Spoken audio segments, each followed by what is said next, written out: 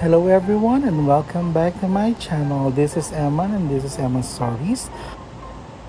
Nandito pala kami sa SM Grand Central na makikita sa monumento.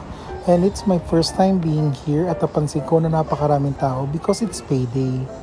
And ang napili naming kainan is Panda Express. So first time ko rin dito makakain. And these are the food choices, and what's interesting is nakaligay din pala dito yung calories na pwede mo makonsume per meal.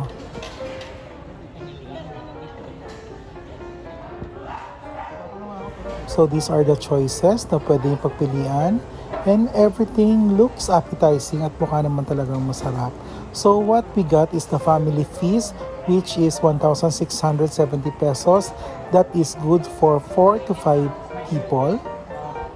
And ito na yung mga pinili namin food at napansin ko na ang lalaki pala ng lalagyan nila para dito sa meal na ito.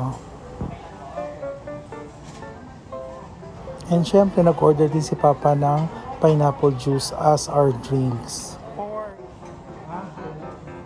So napansin ko na parang kantin dito. You're just going to point kung anong gusto mong ulam and they're going to prepare it for you. And ang laki-laki talaga ng serving nila.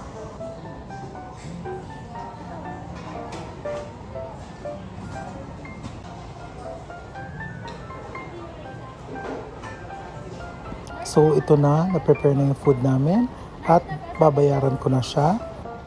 So with the meal na in-order namin plus the drink and then minus the senior citizen discount, ang babayaran na namin is 1,797.98.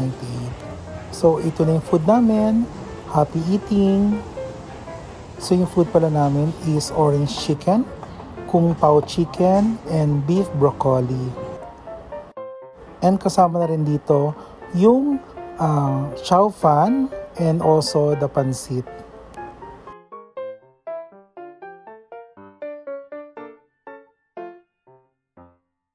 And may kasama rin pala siyang fortune cookie. So buksan na natin siya at tingnan natin kung ano ang laman niya sa loob.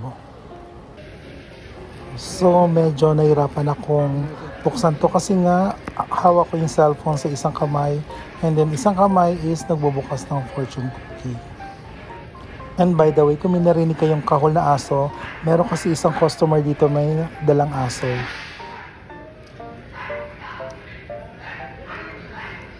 At sabi ng fortune cookie ko is today is your lucky day.